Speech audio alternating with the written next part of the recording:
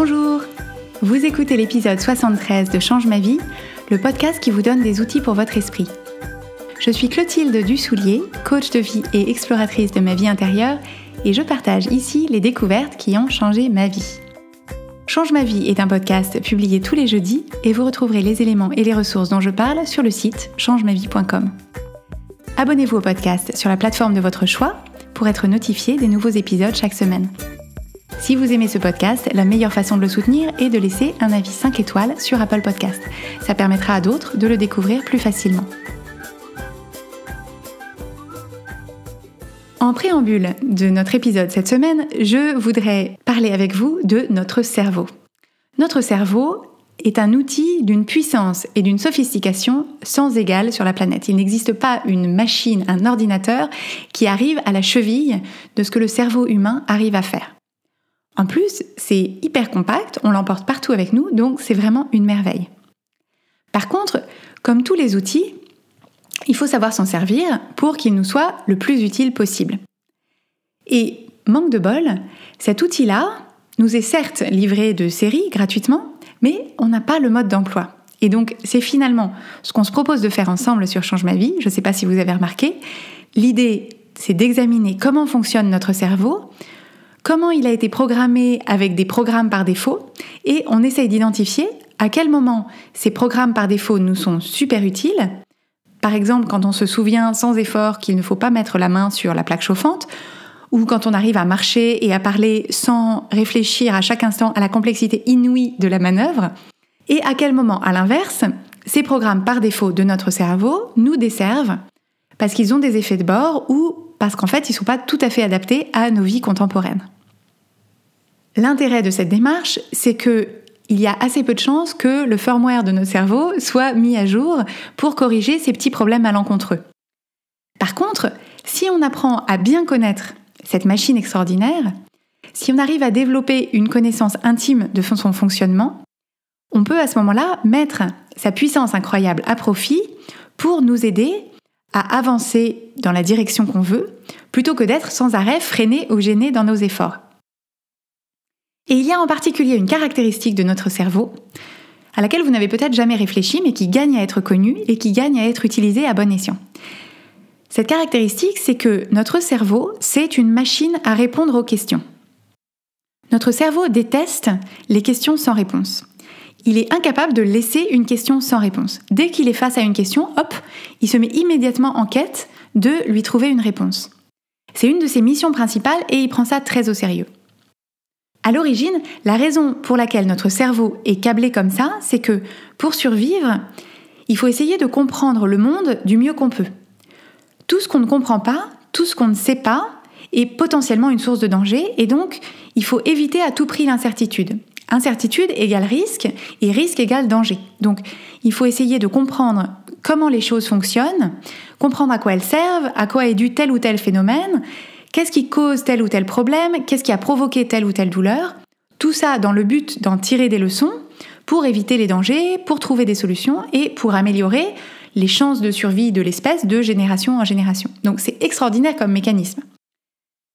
Bon, parfois le cerveau fait ça super bien, et parfois, il est sujet à quelques biais malheureux, ou alors il est obligé de prendre quelques raccourcis, de faire quelques généralisations pour essayer de bricoler une réponse comme il peut, parce que pour lui, une réponse bricolée vaut mieux que pas de réponse du tout, mais pour autant, c'est magnifique.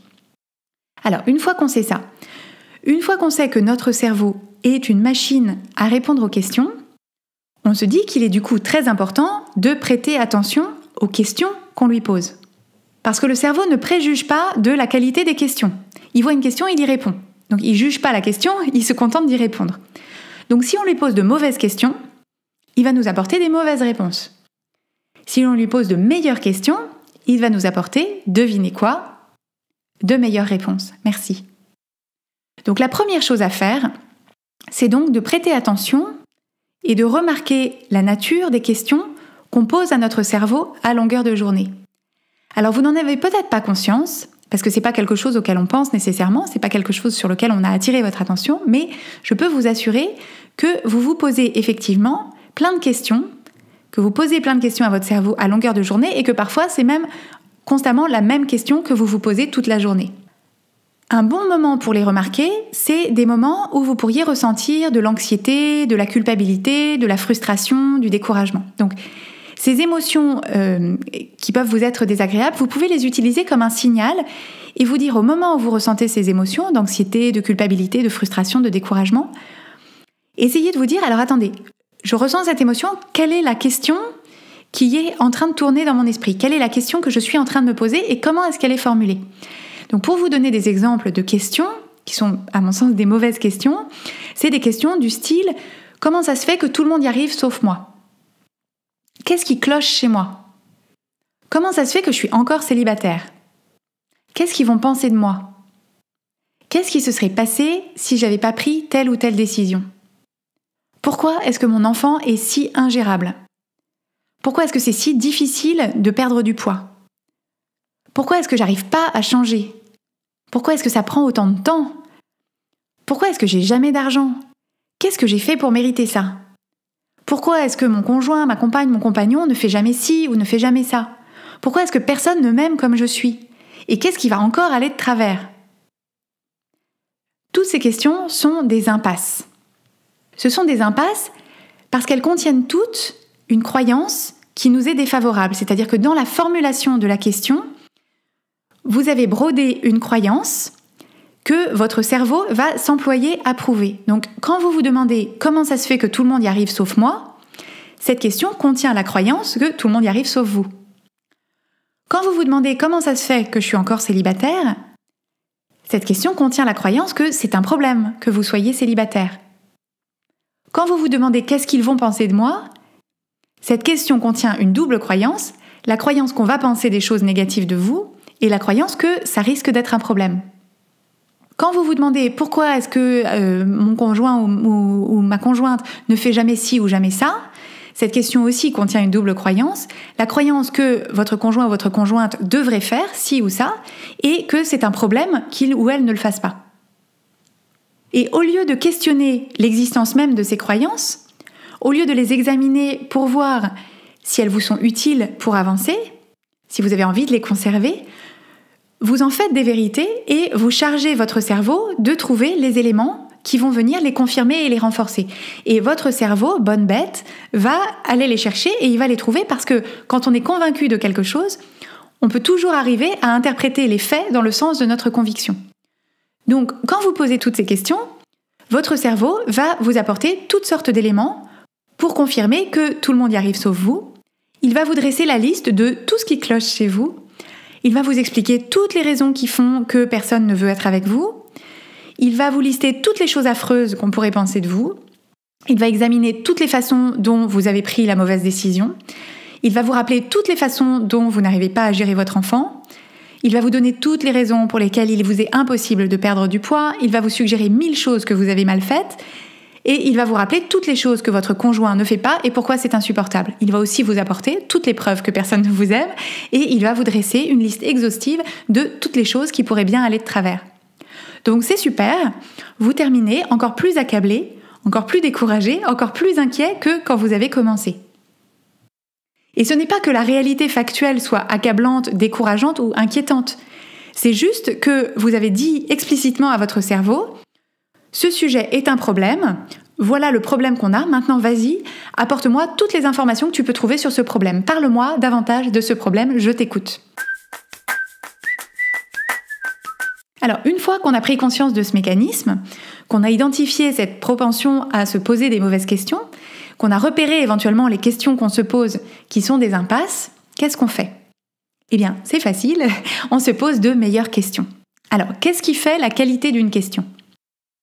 Une bonne question, une question puissante, c'est une question qui missionne notre cerveau pour rechercher, identifier et inventer des façons d'avancer. Donc, une bonne question, c'est une question qui s'élève à la hauteur de la solution plutôt que de rester au niveau de ce qu'on perçoit comme étant un problème. Une bonne question, c'est une question qui vous met plutôt dans un état émotionnel agréable et plutôt dans un état émotionnel qui vous met en marche pour agir. Une bonne question, c'est une question qui incorpore une croyance qui est soit neutre, soit qui vous est favorable, et qui pointe du doigt la façon dont vous êtes aux commandes de la situation. C'est-à-dire qui pointe du doigt les endroits où vous pouvez effectivement agir pour vous sentir mieux ou pour faire changer la situation. Donc une bonne question, c'est une question qui élargit votre perspective, qui ouvre le champ des possibles. Et là, votre cerveau va partir en courant joyeusement, comme dans un pré magnifique, plein de verdure et de petites fleurs des champs, explorer toutes ces possibilités et vous rapporter joyeusement des réponses que vous ne soupçonniez pas. Parmi les bonnes questions que vous pouvez vous poser au quotidien, il y a par exemple « Comment est-ce que je peux rendre telle tâche plus facile ou plus amusante ?» Comment est-ce que je peux rendre le succès inévitable ? Quelles sont les 3 choses que je peux faire cette semaine pour me rapprocher de mon objectif ? Comment est-ce que je peux apprécier le voyage autant que la destination ? Comment est-ce que je peux être présente et aimante auprès de mes enfants ou de mon conjoint ou de ma conjointe aujourd'hui ? Comment est-ce que je peux trouver l'argent dont j'ai besoin pour telle ou telle chose ? Quelle personne est-ce que j'ai envie d'être dans cette situation ? Comment est-ce que cette situation est parfaite pour moi ? Qu'est-ce que je suis en mesure de changer dans cette situation ? Qu'est-ce que j'ai à apprendre de cette situation ? Comment est-ce que j'ai envie de prendre soin de moi aujourd'hui ? Qu'est-ce que je peux faire aujourd'hui pour être fière de moi ce soir ? Qu'est-ce que j'ai envie d'apporter au monde aujourd'hui ? Quel est mon plus grand talent ? Qu'est-ce que j'adore chez moi ? Alors, face à toutes ces questions, il est possible que votre première réponse soit « je ne sais pas ».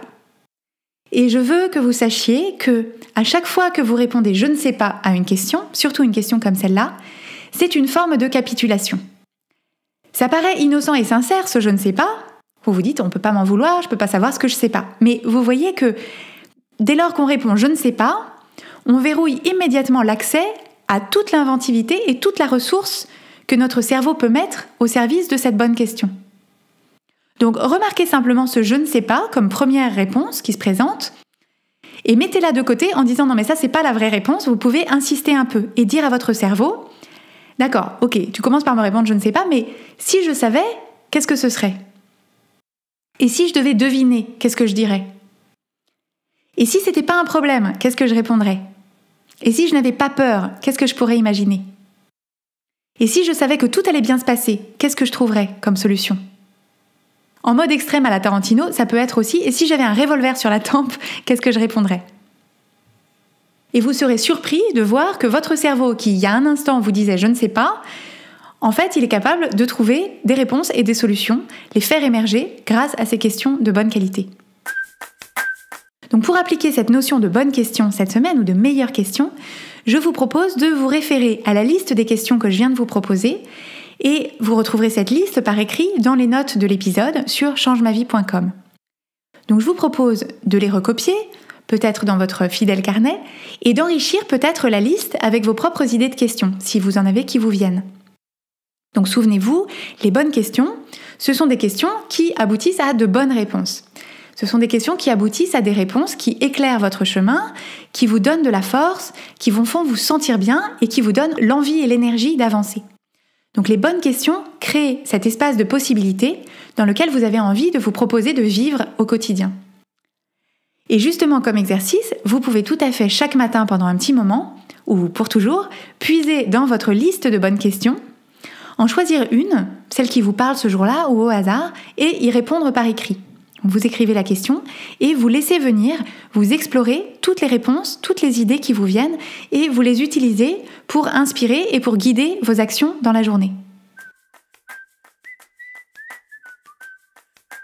Vous retrouverez les notes de cet épisode sur changemavie.com où vous pouvez aussi vous inscrire à la newsletter pour recevoir 3 exercices simples pour mieux explorer votre esprit.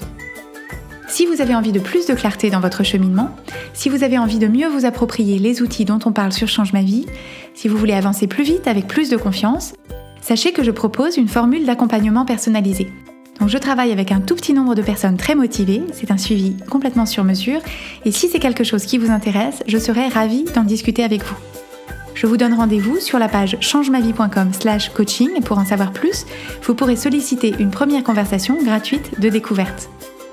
Abonnez-vous au podcast Change ma vie sur Apple Podcast, laissez-y votre avis si vous le voulez bien, et suivez son actualité sur Instagram et sur Facebook sous l'identifiant Oui Change ma vie en un seul mot. Et n'hésitez pas à envoyer cet épisode à vos amis si vous pensez qu'il pourrait leur plaire. Merci et à jeudi prochain.